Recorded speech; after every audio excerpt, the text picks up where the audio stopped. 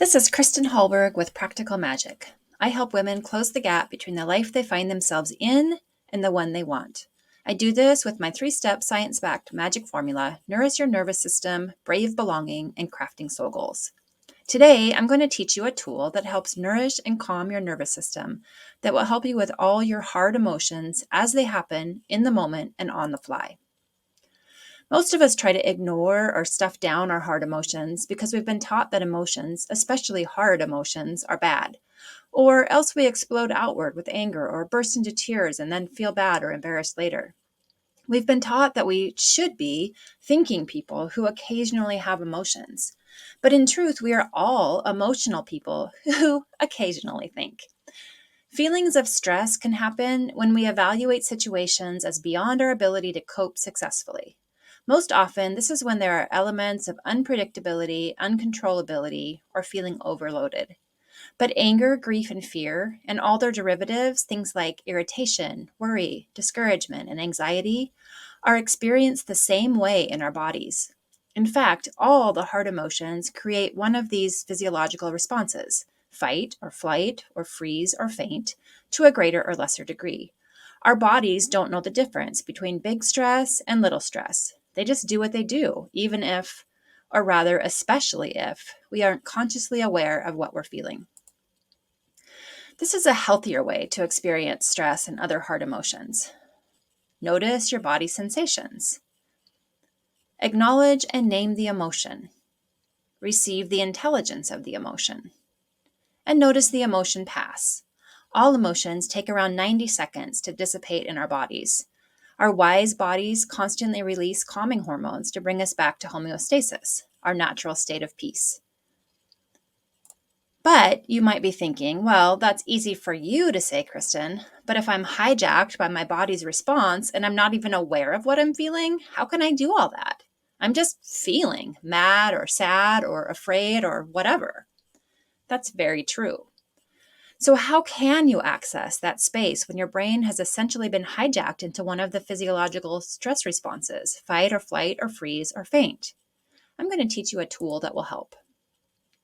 There is a famous quote by Holocaust survivor and Viktor Frankl. He said, "Between stimulus and response, there is a space. In that space is our power to choose our response."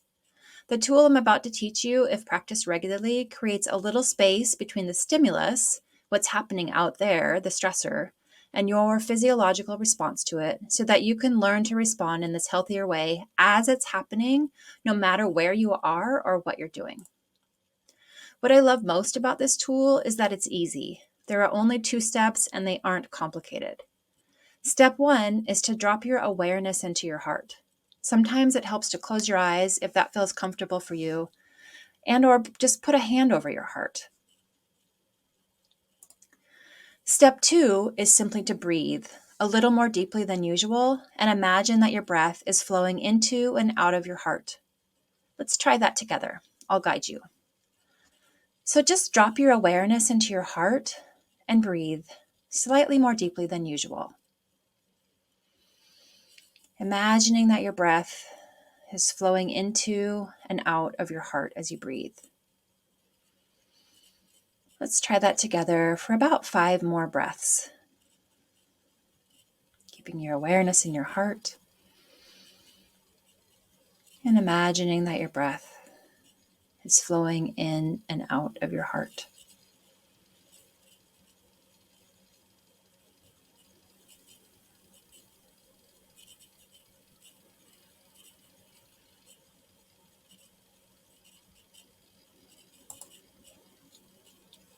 This tool not only shifts your response to stress and other hard emotions while honoring your emotions as part of the human condition, but it also starts to actually change the neural pathways in your brain.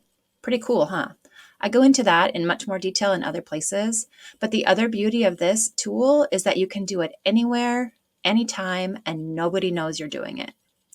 Of course, there are times you might not want to close your eyes, like if you're driving or walking down a busy street, but you could still do the tool without closing your eyes. And to make it even easier to remember to do it when you need it most, I suggest that you just practice it 10 to 20 times every day in the beginning, but only for 5 seconds or 5 breaths at a time. This will really help your brain to learn it, as if you were learning a new musical instrument or a different language. And it's a way to remind yourself that you have a heart, a beautiful heart, and that when you drop into it, you feel better, no matter what else is going on in your life. So if you like that tip, you can find more of me, Kristin Halberg, and more about the physiology of emotions and other helpful tools for creating the life you want by visiting practicalmagic.com/resources. Note that I spell magic with a CK. Meanwhile, take care and be well.